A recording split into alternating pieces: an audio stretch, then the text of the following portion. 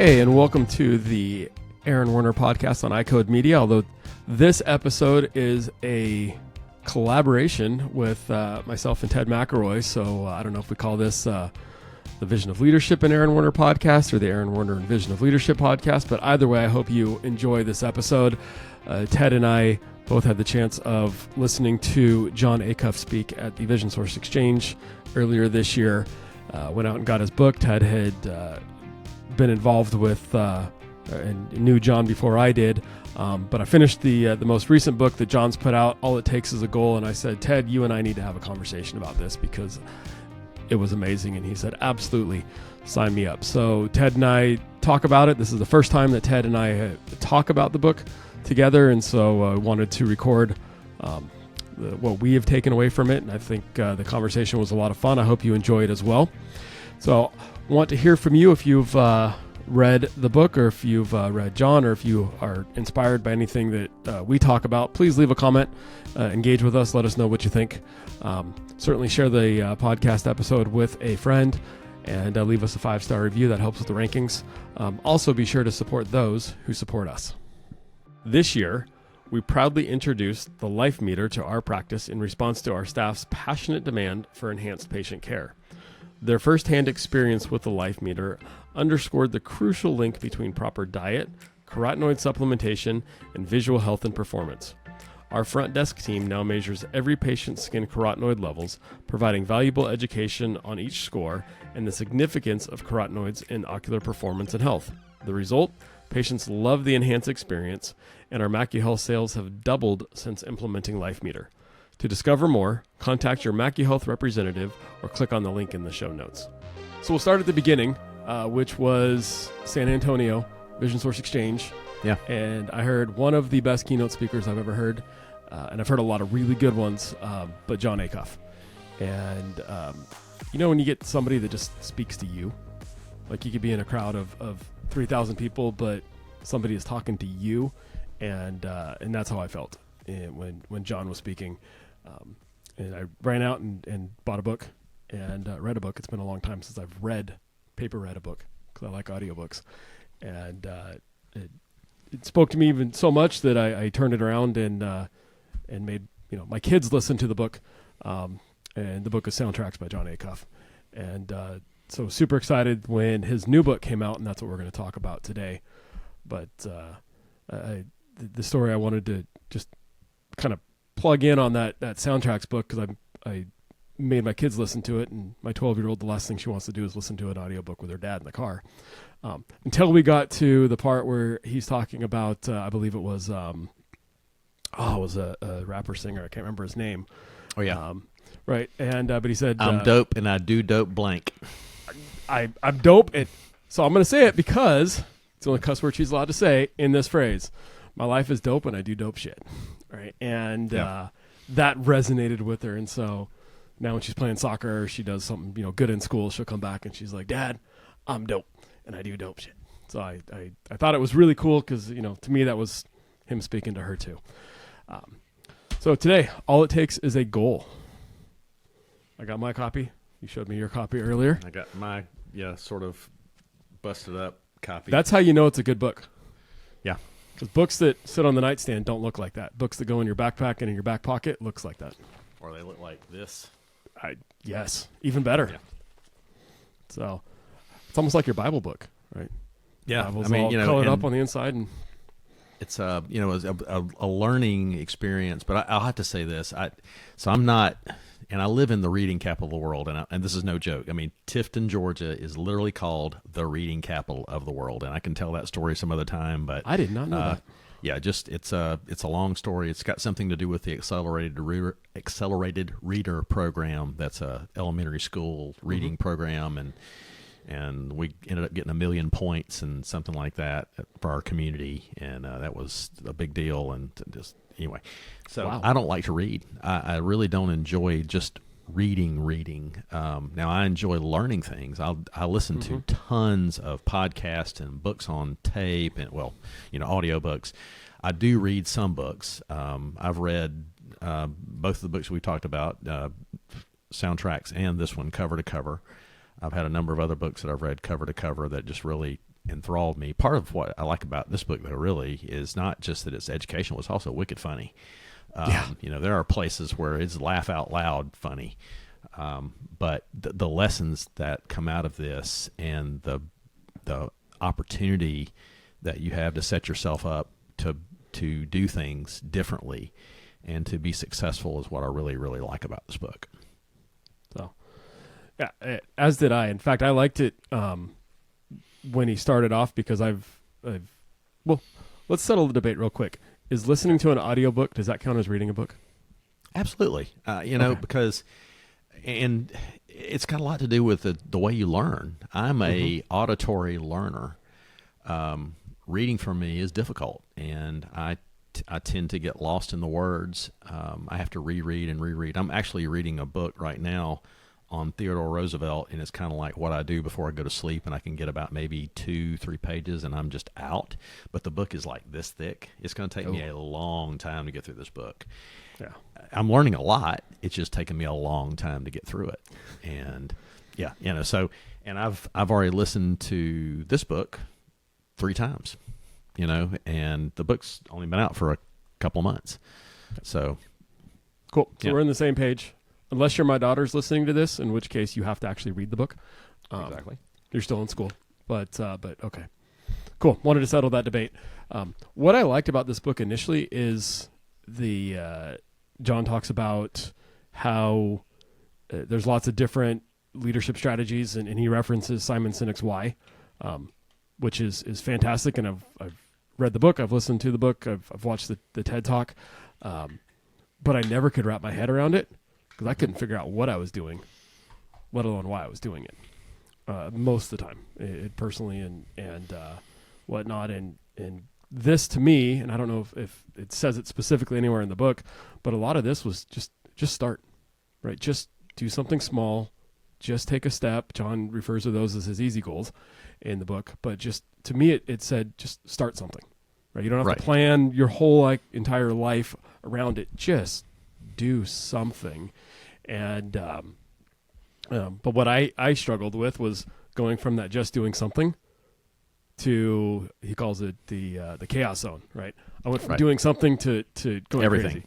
I ran a 5K and now I'm signing up for marathons and Ironmans. There wasn't that middle jump point in, which to me was kind of the beauty of the entire process, was those middle goals.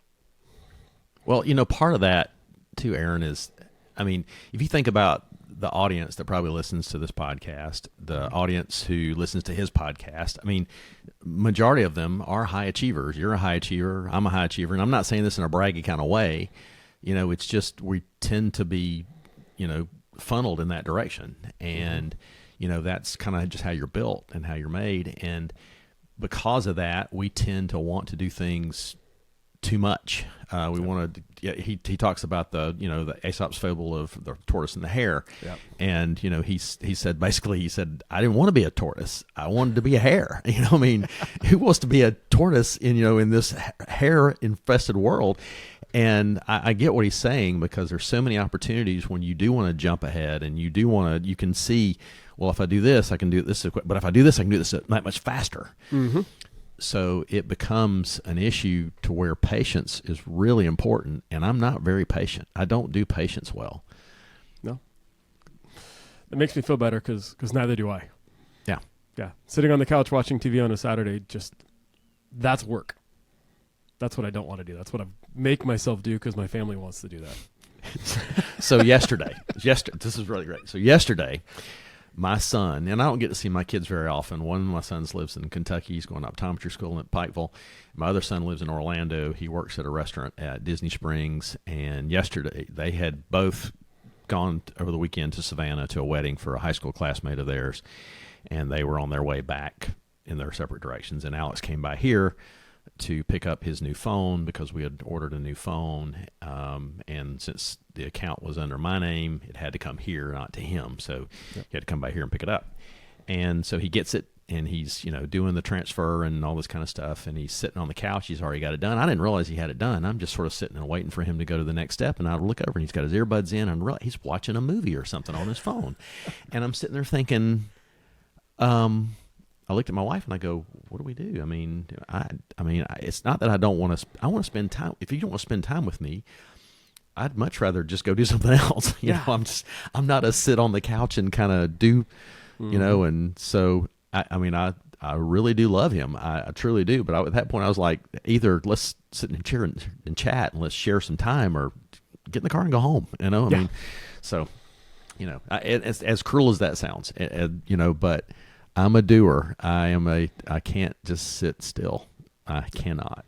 No. Well, I can relate. That's the biggest fight in my marriage.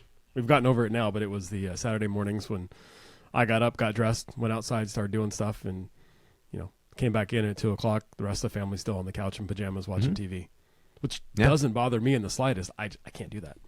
Right. So what are the first things he talks about in the book? And there was a couple, life-changing and I think career-changing things, which is unique because there's very few things I've taken from reading books that I've fully embraced and applied. But the first was the best moments list. Yes.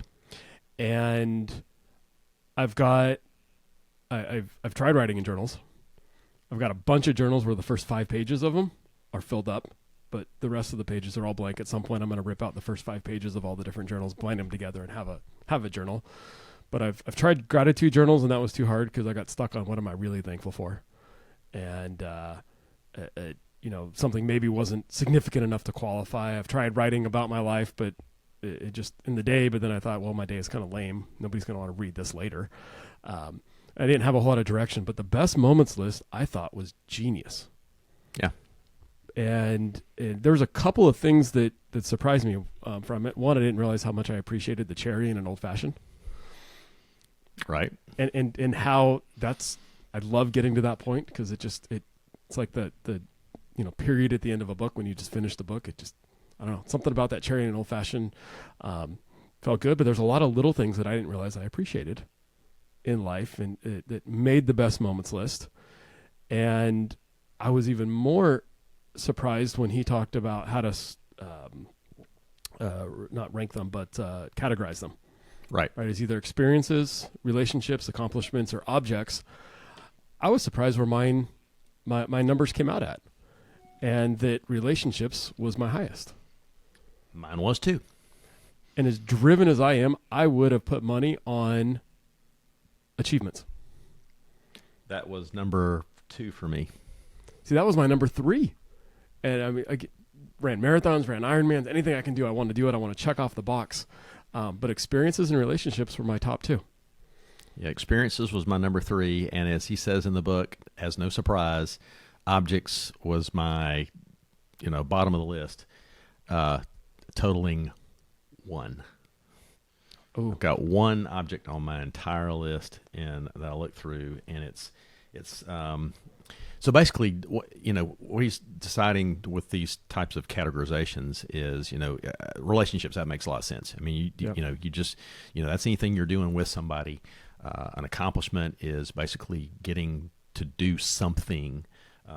So, good example. Well, give me one of your relationships pieces. I love hiking, but all of my hiking best moments was hiking with my kid, hiking with my wife, hiking with a friend of mine, hiking with my dog. Mm-hmm. So I would say that I love hiking, but it was always with somebody when it made a best moment. Right.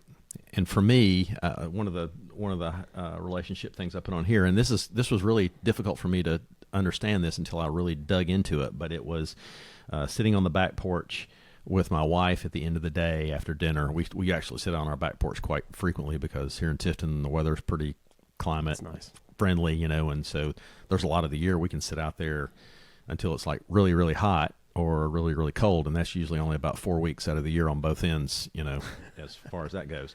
But for the most part, that's a good thing to do. Whereas an experience as a separate thing is talking to locals for me. When we travel, I love talking to locals and just striking up a conversation. That would almost seem like a relationship, but I'm not, trying to build a relationship with them. I'm sucking knowledge out of them. Yeah, you're having that experience. Yep. Yeah, where do you go out to eat when you go out to eat? Is that question? This is one of my first questions I ask them. Or what's a really good bar around here that you would go to, to just sort of sit and sip, as opposed to, going where all the touristy people are going to go. I don't want to do that. And we did that probably. I think we did not eat in one single chain anything in London when we were there this past summer. And it was nice because, the first question I would find somebody standing by and say, hey, where would you go eat right now? And without fail, they always chose fantastic places to go. Accomplishments. What was an accomplishment that you did really highly prize? So, yeah, that's awesome. I need to do that more. I usually put my head down and just see where the longest line of blue-collar workers is at. That's a good one, too. Yeah. Getting that line. Yeah, no, absolutely an experience. You said you wrote down one object. I got to ask, what was that object? So my wife got me a nicer piece of luggage. It's by a company called Monos. It's one of those polycarbonate, hard-sided, really decent bags as a carry-on bag. And because it's polycarbonate, it scratches like crazy. It's always got a scratch on it somewhere. And so I decided, instead of trying to scrub it up every time I brought it home, which I only did that once, I was going to start doing something else. So I started putting stickers on it. And every time I take it with me somewhere, I buy a sticker wherever we are, and I put a sticker on it. That's cool. That's the thing that I've got. And I guess I've kind of transferred a little bit too. I did the same thing with my mug. I've got stickers from all sorts of different places, for the same sort of situation. And so I guess it's just stickers in general. I just kind of like buying them where I've been. It reminds me of where I was at, and that's kind of what that only object that I have on the list was. That's cool. You know what I heard though is that object. Well, I agree, it's an object that represents a relationship because your wife bought it. Mm-hmm. That's how you started the story, and then each one of those places is an experience. Yeah. So that object's basically a representation of the relationship. Something from your wife, and then all those the travel that you do. And the point he makes too about the objects in the book is there's not one single object that you own that doesn't have some sort of memory about it, or makes you feel younger, or makes you feel cool, or which is fun. Also, there was something else, and I can't remember what the other one was, or just those kind of things that go with an object. It's not just an object to be. It's just, I got this really cool new set of golf clubs. Yeah, that didn't make my list. Well, I love the fact that he talked about Legos in the book, because I've awesome. gone on a mission on building the Lego plants. I can't keep a single plant alive if I try, but I can keep a Lego bonsai tree and a Lego orchid alive. Perfect. And they're fun to build. So it was neat that I could relate with that. And for me, it's turned into every morning, little 5 minutes. I get my coffee and just sit down, and my wife bought me a Remarkable tablet, which is super fun because I don't get distracted when I'm writing in it. It's not like an iPad that something else will pop up. And I just start writing, and I give myself 5 minutes. I've yet to only do 5 minutes. It ends up kind of just being a flood of ideas that come through, and write it down. And it's a neat way to look at all the cool things that I've done and I get to do, and the people I get to do them with, without trying to sit down and say, okay, who are the people that matter to me? It's an easy way to get into that gratitude mode, as opposed to trying to just jump into the gratitude mode. Yeah, but one of the things too to remember, that this best moments list is really about self-awareness. What is it that really makes you tick? And that's what I think that's one of the reasons why it's so powerful, is because it does give you a lot of awareness. You said earlier, I had no idea that some of these things on my list meant as much to me until I sat down and wrote them down. Yep. So it's and what was neat too is that I think I've been rewarding myself in the wrong way and setting the wrong rewards for different goals I have or tasks I'm trying to do, because I put a lot of objects as those rewards. Hey, if I hit this many miles, I'm going to go buy new shoes. Or I'm gonna where the shoes never made my list. I got a whole closet full of cool shoes, and I'm not, none of them made a best moments list. So do I really need the shoes? Or maybe I need to set up better rewards, in my case, relationships and experiences.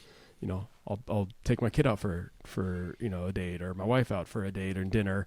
Not that I need a reason to do it, but that's going to motivate me more than, a pair of shoes that I'll have fun buying, but will end up in the closet like the rest of them. Well, I mean, that's so one of I had a goal a few years ago, and well, it wasn't even that long ago. It was about maybe 2 years ago. There's a group of guys that I play golf with they're all, with the exception of about 3 or 4 of them, much older than I am. And these guys are just really wonderful people that live here in Tifton. They've been playing golf together for years and years, and they call themselves the $2 Boys. And now it really should be called the $10 Boys, because that's how much you have to put in for the pot. But, it's just a fun game. I mean, you play around the golf, you try to score as many points as you can for your, whatever you shoot. And then you go back in, and everybody has to either have the walk of shame or, brag about how many points they were over their points. But it doesn't really matter, because as soon as you put your points in, they draw names out of a bucket, and you may have been +3, and somebody else is not -9. Now you're -6, and you still aren't going to get any money. So it really doesn't matter. Right. But it's just fun, and I think I'm probably either up $5 or down $5 in the last 3 years that I've been playing with these guys. That's kind of how it's all worked out. But I've never gotten to play on Fridays, because Friday's a work day. Well, I had set a goal for myself that if I'd accomplished this one thing, and I can't recall what it was, but I remember what it was that I put my reward. My reward was going to be, I was going to play golf on Friday with the $2 Boys. And I accomplished this goal that I had, and I was just so excited to be able to go and do this on a Friday afternoon with these guys. And I was bragging about it with my team, even. I was saying, look, I'm not working this afternoon like I typically am, so if you need to get me, don't call. I'm going to be out on the golf course playing with $2 Boys, because I accomplished this thing. That's awesome. So you brought up goals. Let's talk about goals, and if I can kind of enter the little podcast confessional. So I set a bunch of goals at the beginning of the year, and very few of them did I hit.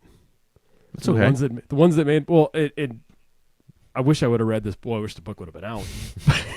Yeah, because I would have hit a lot more of them. But most of them were goals that I don't think were appropriate day one, right? And they were my big goals. One of them was doing 100 push-ups a day. I grew up a wrestler. Did Ironmans. I'm like, I can do this. And I hadn't been doing any push-ups a day. So going from 0 to 100, about 2 weeks in, I got a sharp pain in my shoulder that still hasn't fully gone away. Yeah. So failed that one. I wanted to run 5 miles a day, 5 days a week. Again, background as a marathoner and Ironmaner, but coming off of running maybe 3 miles a week to 25 miles a week. That one fell away quickly. I wanted to read a book a month. I think I checked off that one because audiobooks count, but in my mind, it was reading a book because I wanted to be a reader, even though I'm not. I visioned myself that way, right? Losing weight, I think everyone's got that one. So I had 15 pounds down. Depending on the day and what time I'm weighing myself, I might be down 5. Set a marathon PR, which was funny because I wasn't running yet, and my marathon PR was from when I was 21. I don't think the 43-year-old me is going to beat him. No. I like to think he's going to. But you can always have a new PR. There's nothing wrong with resetting your PRs.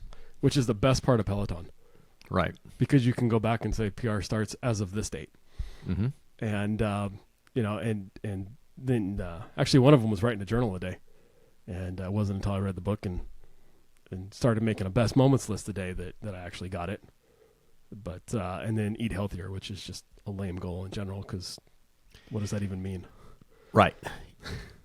So it's a good idea, but and the one thing you need to keep in mind too is, and he starts off with, we talked a little bit about this, kind of, we maybe touched on a little bit, was the easy goals. Mm-hmm. These easy goals that he speaks about in the book are really, they're time bound, where they're not going to take a lot of time.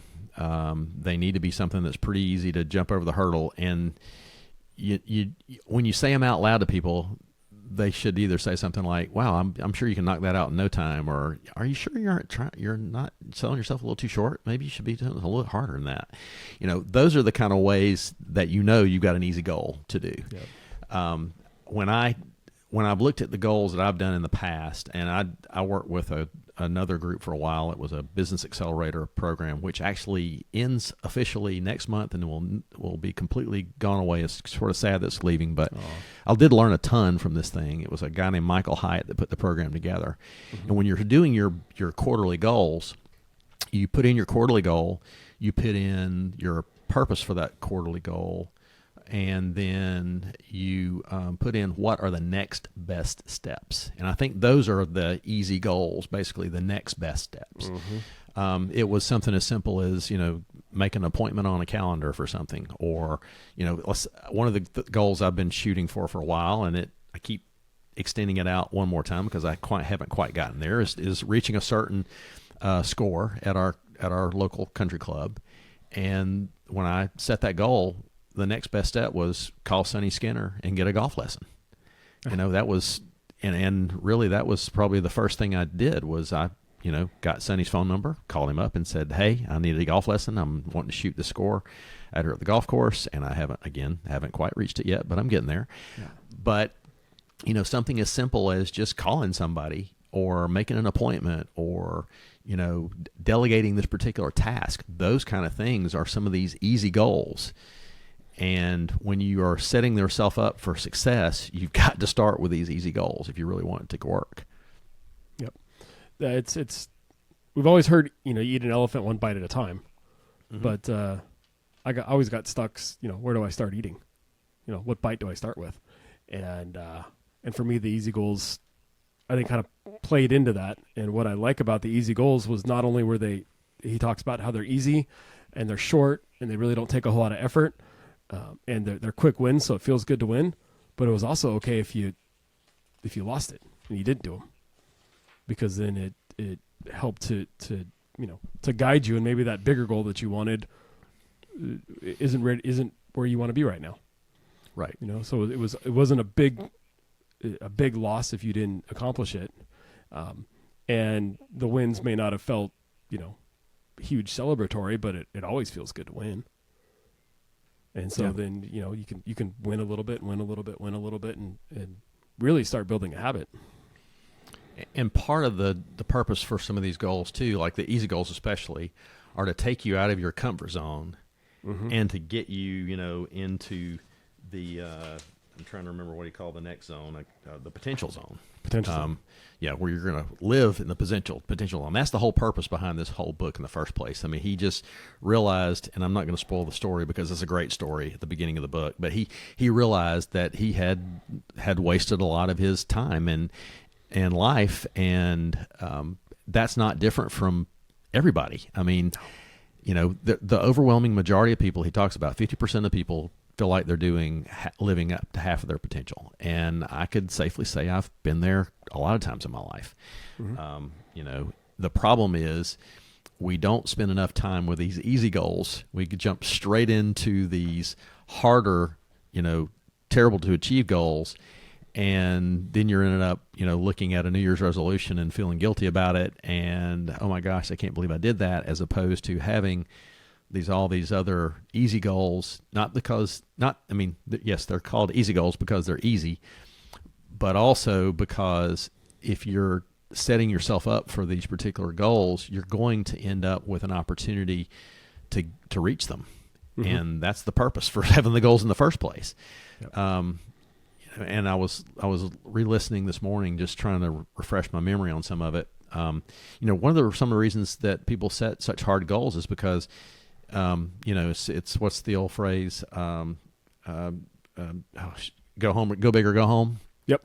It should be called go big or just give up, because if you put something that big out there, it's going to be really difficult to probably reach it in the first place. You talked about some of the things you were doing.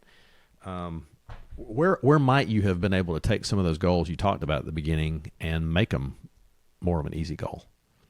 Well, let's look at the running one, right? So 5 miles a day, 5 days a week. I think the easy goal would have been, break it down, go for a walk or a jog, 3 days this week or today, right? Right. And I don't have to put a time limit or a mileage on it. Just that's that get out and start, and because it feels good, and seeing what I accomplished at the end of this week, the following week, how did that feel good? Can you do more? Do you want to do the same? Did you do too much? Do you do less? And slowly, ramping up and collecting the wins, because I think the wins, then it's really in that collecting the wins that build up. So the ultimate goal, the big, hairy, audacious goal, is the PR in a half marathon, or a new PR. I appreciate that. Thank you. And the half marathon, but I'm not going to run that tomorrow. So what am I going to do tomorrow? What's that little win? And then I can progressively build those little wins up, and or maybe even just sign up for a race, so I know what my something I'm working towards. Doesn't mean I have to do that one race, but at least I've got something concrete in my schedule.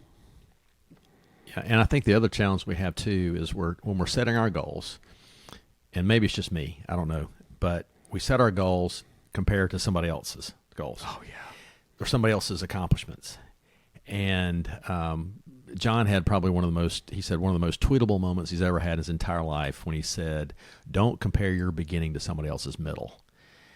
And I think that's another thing we get into a trap of when we're setting our goals, is taking our goals and trying to extract someone else's brilliance or someone else's sports prowess or whatever, and put it on ourselves, when we haven't done any of the work yet to even get to the beginning points. Mm-hmm. We haven't made the phone call to Sonny. We haven't made an appointment on the calendar. We just think we can just roll out tomorrow, and finish that marathon next week. And I'm sure there's people who can actually do this, but I'm not one of those people.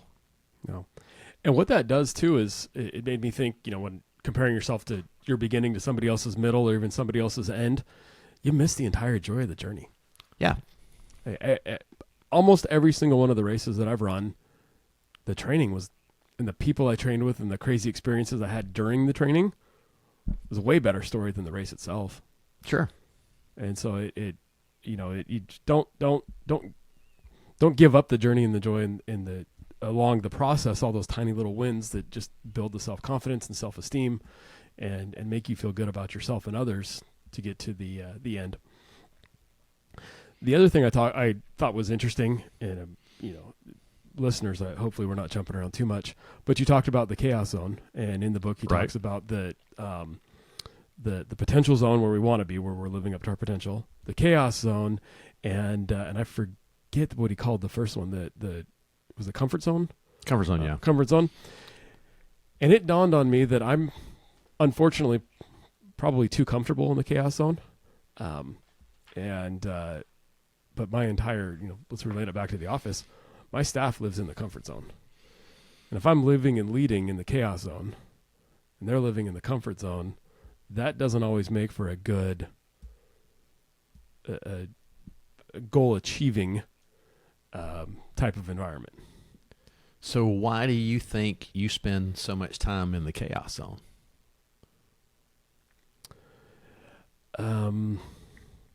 It's a really good question. I in my mind, I like accomplishing things, and I like accomplishing big things. So Go big or go home resonated. And so it's I'm working on getting better with the easy goals, but I didn't have a way to get from start to big, hairy, audacious goal. So it was always big, hairy, audacious goal, and just jump in with both feet, figure it out as you go, type of mentality, which I've managed to make work for me, but it not as well as it would be otherwise, I've learned. But it certainly is not where most people like to live. So do you, and I apologize, I'm asking a yes, no question. No, ask it. I'll let you jump off on this one. Do you find that part of the chaos zone types of goals that you're doing, you also said that you feel like your team is staying a lot in the comfort zone. Mm-hmm. Do you feel like that this chaos zone mentality of goal setting is going to put the fire under your team to move them out of the comfort zone, perhaps, or is it just the fact that you feel like they're just not motivated to get in? I mean, let's face it, our staff's not listening to this. They think we're, just like, like go and listen to your dad. But, I mean, do you feel like it leads them into a place of, okay, if I have this, conflagration of a burning platform, that it's always going to motivate them to move them into the next spot? I think I haven't done always a good job because I like being challenged. Right. I if I give a presentation, I do a project, I like hearing good job, but I also love hearing, and next time if you do this and tweak it this way or do that, it'll make it that much better. Yep. I love the building and the improving, and so I don't, good enough is not always good enough for me. Right. And so I like the challenge. I like the discomfort. I find joy in that discomfort. And I think in my brain, I just assume everybody else does too. And so when I'm looking at the big, hairy, audacious goals for the office, I don't pause to think they don't like that. If I like it, everybody else must as well. And so I think I would do much better getting them along the journey by breaking it down and setting up easy goals, so they're not overwhelmed by the big, hairy, audacious goal. It's not you either succeeded and are at the top of the mountain or you completely failed, right? You made it part way up and that was successful, right? You went for a little bit of a hike. You found some cool rocks and saw some, lizards and snakes along the trail, and that was pretty cool. I would submit to you also that you probably would get more out of those goals as well. I mean, let's go back to your beginning of the year goals that you set up, and we're just going to be what would happen if you had have set some smaller goals along the way to get yourselves to some of these bigger goals. Could that have, instead of doing 100 push-ups a day, could you start off with 20 a day? Oh yeah. And I have no doubts that if I started that way, I'd be where I wanted to, and I would have been where I wanted to quicker. Yeah. And that's one of the things he also talks about in the book. These people who work in like rehab centers, as far as like, somebody's done an injury, the first thing they want to do is tell people, hey, take this slow. You feel great right now. I know you feel like you can, take on the gates of hell with a water pistol right now, but let me tell you, just take it slow. We'll work our way up to that. And that keeps you from hurting yourself. It's something to be said. It's also why yo-yo diets don't work.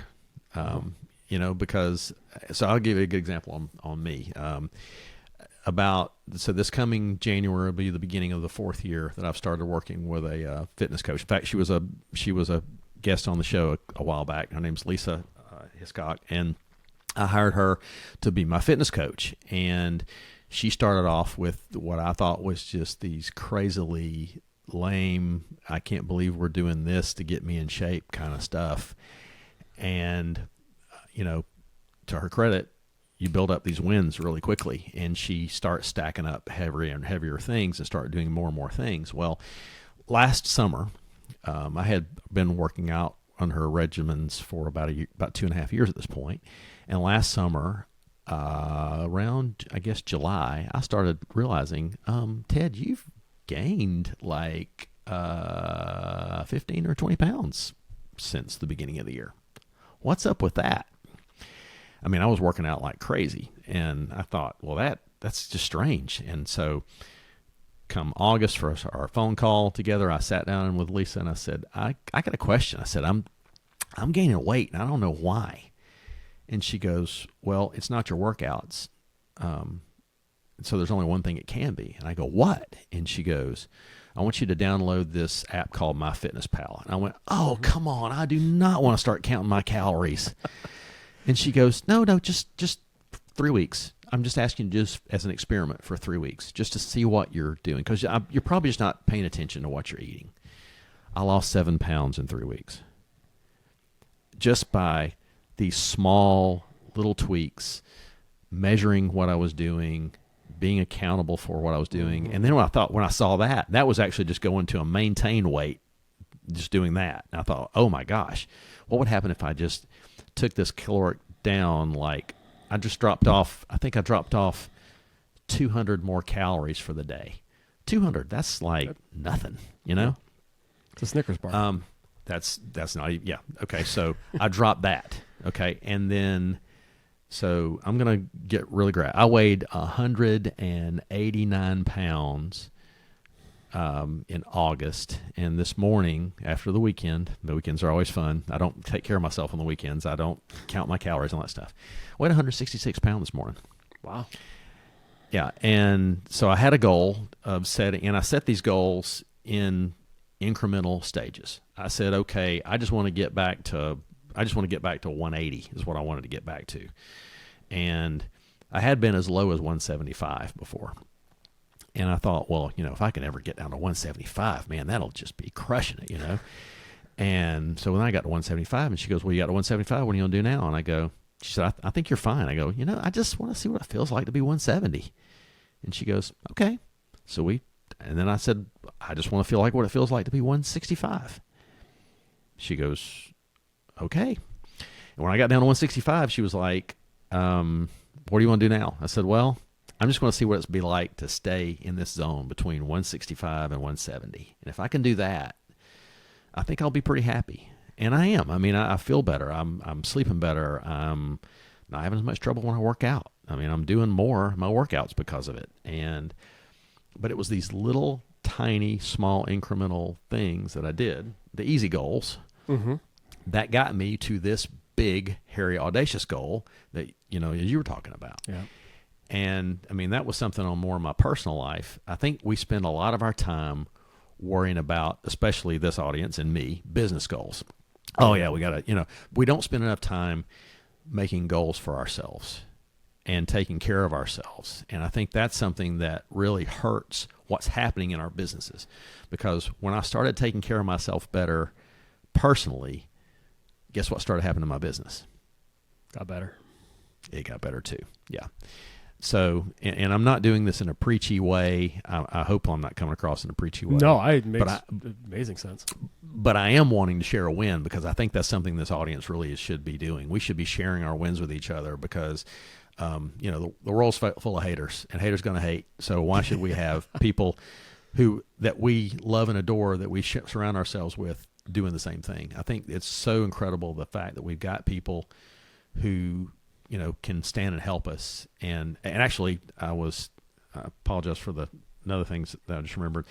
This is not in the book, but I just, if you follow Jon Acuff on Instagram, he did talk about this, and this fits right into this. He said, you know, every time I get a hateful review of a book or something like that, I start realizing it's because those people haven't found their thing yet. It's like, oh, you haven't found your thing. Because if you had found your thing, you wouldn't have time to be worrying about what I'm doing. You'd be doing what you're doing. Yep. And as soon as he said that, I thought, wow. I mean, he is just stomping all over my toes from my past life. You know, where I would be all worried about who was doing this thing and who was doing that thing. And as soon as I figured out what my thing was, I didn't have time to worry about their thing anymore. And I think that's part of what all this does, too, is it gives us an opportunity to find out what our thing is.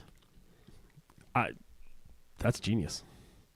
Yeah. I wish I could have thought it up myself, but, again, give that credit to John as well. Oh, yeah. No, that's genius. You said two things that I hadn't thought about before this conversation. The first was you said the word accountability just in passing, but the easy goals really are an easy way to start building our accountability to ourselves. Absolutely. Right. It's that, and it with the grace of not having to hit, be at 100%. It's not black, white. It's not pass, fail. Right. You have some grace of not hitting your goals. Right. But you build them up in those easy goals. And then when you talked about, what you do in your personal life and the umbrella effect it has across everything else. And which is interesting because doing really good at business, I found, doesn't always help my personal life, but focusing on the personal life seems to always help, business and relationships. And it's unidirectional is what I'm saying. And I think we all need to do a better job of focusing, whether it's lose weight or run or do more push-ups or whatever the case may be. Read more books, listen to more books. Yeah. So this brings up another comment because we're doing all these things now. So Aaron, here's the magical question everybody wants to know: how much time is this going to take? I can give you what I would have answered before I read the book, and then what I've learned since. Okay. So before I didn't have time for that, and I'll schedule it next week or next month, and I'll sit down and I'll plan it out and I'll chart it and I'll put it on a big old vision board or calculate it out. Now I can do something in 10 minutes. Yeah. Right. I got 10 minutes this week, and it cost me scrolling on Instagram is what it cost me. Exactly. There's kind of actually two answers to that question, and you hit the nail on the head for the first part of it. I mean, part of this is doing this in chunks and not trying to, say I'm going to dedicate 7 hours a week this thing, and just, let's talk about just starting off that small thing and maybe 15 minutes. Just steal 15 minutes from yourself. You can find it somewhere. It's scrolling through Instagram. It's waiting for. I mean, when you and you had a meeting right before this, I sat down and looked through a couple of things to sort of prepare myself just a little bit further. I'd done it a little bit all day, but I had a couple minutes. So I did some things that I needed to get done while I was waiting. That's one of the things he talks about. This one lady who, she got an MBA sitting in the carpool line at school. Oh, that story was so inspirational. Yeah. I mean, and it's not like it was a really long carpool line. She just did it while she was waiting for her kids, and she found out. I mean, John figured out that he had all this time that he had from the moment that he got onto the plane till they shut the boarding door. So he now whips his laptop out and starts writing a book. He wrote half a book in the time he spent waiting for the boarding door to close, over days, Yep. in 20 or 30-minute chunks. And I think the thing that really hits me probably it's also one of the funniest things I think I've in the book, in my opinion, too. But he's talking about, you can't make more time, but you can steal it.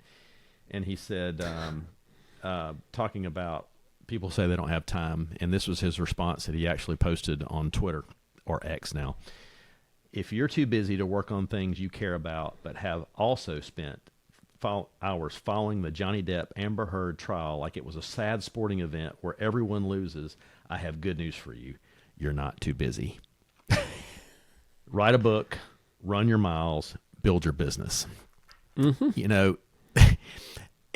It really, I can't tell you how many things I waste my time doing. I mean, literally wasting my time doing. And that was very convicting when I read that. I don't follow the news. I don't follow it, but this kind of stuff. But there's a lot of other stuff that I do that's just as bad as watching that trial or whatever, and wow. Yep. Have you ever looked at the screen time on your phone? I used to. And surprisingly, that's not one of my bigger, it's not my phone that's a problem. It's this thing, my computer probably, that's more, and my iPad. I don't use my phone as a whole lot hard maybe as a lot of people do. But that's just because I got a different device that does the exact same thing. It's just bigger. Well, fair enough. I was amazed when it first came out and I looked how much time, hours I spent on Facebook and Instagram, because I didn't feel like I did. And it was just those small little moments adding up, 5-10 minutes here and there, sitting in the carpool line line waiting to pick up kids or whatnot. And I just looked real quick while we were talking right now, because the thought hit me, and I've got 10 minutes today between both Instagram and Facebook, and most of that was looking at the people that my kid does a lot of video production stuff, so looking at his stuff that he put out.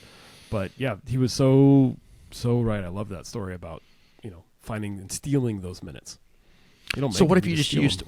What if you use that time as maybe you could also use that as some of your reward time? Maybe you accomplish something, and that's what you get as your reward. I get 10 minutes of scrolling, or 10 minutes of watching something on Netflix or something. But Netflix and Instagram and Facebook, and they don't want us to build businesses. No, they don't care about our business. They care about their business. And their business is wasting our time. and that's what they get paid to do, is to waste our time. So that's something that we all need to keep in mind. I mean, we are the product of all of those things. So, before you start investing your time in something like that, what else could you invest your time in? And so we went back to 10 minutes. You said 10 minutes you can find. But, well, Aaron, 10 minutes isn't long enough. I mean, what can you possibly do with 10 minutes? I've learned I can do a lot in 10 minutes. Yeah. As long as let me back up. I can do a lot in 10 minutes as long as I've already decided what I'm going to do in those 10 minutes when I find them. Right. So it's not, I've got 10 minutes, what do I do? It's, hey, if I have 10 minutes, I know that I carry my little Remarkable around with me. So last night, waiting to pick up my wife when she was dropping off the rental car, I'm gonna re-listen to my favorite chapter in the book, which right now is the last one, and I'm gonna pause it and just make notes. I've listened to it 3 or 4 times. Now I'm going to jot down what I'm thinking of while I'm listening to it in between. And so how do I take that last chapter and apply it to my life? And I got through about half of it while I was waiting for her, and I wasn't upset when she came because I knew that I had a finite amount of time. And next time I have more time, that's exactly what I'm going to do again. Yeah. Finish that chapter. And the other point that John makes is 10 minutes is infinitely more than 0. Oh, way more. Way more than 0. And because most of us will say, oh, well, I only got 10 minutes. I'm just not going to do it at all. Yeah. No. Or 10 minutes is not worth it. Yep. And, but it's amazing how much you can do in 10 minutes. You're right.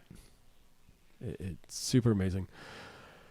Ted, I'm sure you and I know you and I can go on for a ton with this. And I think that we probably should have another chat on this, maybe a little bit more structured now that we've got our excitement out on the book. And I was really excited to hear what you took away from it and what I share with what I took away from it. And I've taken even more away from this conversation. And one thing also I would recommend for everybody is to buy this book. I mean, yes. And we'll put a link on this one of where you can get the book. I mean, but you can get it anywhere books are sold pretty much. Amazon. There's the company that actually publishes the book is Baker Books, or I think is what it's called, Baker Publishing. You can find it straight from there, but we'll get a link so everybody knows exactly how to get the book and help John out with this because he's got a great message with this. You'll laugh a lot and you'll learn a lot. And I think it'll change your life. Yep, definitely. We'll put the links to the Amazon in here. It links to his Instagram. I think that's fantastic to watch. His podcast as well. So don't not listen to this one, but listen to both. And, right. But it's fantastic. But before we go, I would love, Ted, just off the cuff, couple of best moments that you've had in the last week, the last day. Right. Well, as much as it didn't seem like it, one of my best moments was actually having my son Alex to show up yesterday. We got to go to lunch with him and got to hang out with him, and it was one of the highlights of yesterday. As far as today is concerned, I didn't have maybe a life-altering experience with a guest today, but it was just I'm doing some things a little differently right now at the office because my associate, Dr. Harrison, is on maternity leave, and I'm getting to see a lot more new patients that I haven't seen in a long time. I mean, new guests for me is not what I've been, and it's invigorating to get to see new people. And I mean, not that I don't love my existing patients. I really, truly love the guests that we get to see on a regular basis, year in, year out. But, it's just every once in a while, you just got to go buy a new sand wedge. Yeah. And it's really nice having these new people to have new conversations with, and it's just exciting. So, yeah, that's probably some highlight right there. How about you? That's cool. I love hearing the inflection in your voice change on that, too. So you could tell you were excited about it. I got to spend last week with our good friend Chris Wolf, and nice. We flew from Omaha to Rapid City, and Chris might have thought I was bored at times, but I was just in awe of looking at a different landscape than I'm used to from, almost 7,000 feet and just taking it in. And then it was so cool to sit and watch a good friend do something they love, and just it's kind of like when you watch your kids play a sport, right? I don't care if they win or lose, but just watching the joy they're having and watching him and the joy he had in flying, and so that was really cool to experience. And then my daughter had a soccer tournament or soccer games in Arizona, and so coming back and getting a big hug from her, and then she realized she thought she'd left her backpack there with all her soccer stuff in it, and watching her handle the situation maturely. Unfortunate situation, but it happens. But I want to raise kids that can handle things when things go south, and watching her, take accountability, deal with the emotions, acknowledge them, figure out what to do and plan. And so a negative situation, but it was really neat just to see her maturity during that experience. That is incredible. So it was cool, and mostly my wife's doing, because she's much better at helping train them in that than I am. But no, it was really neat to see that and experience it. And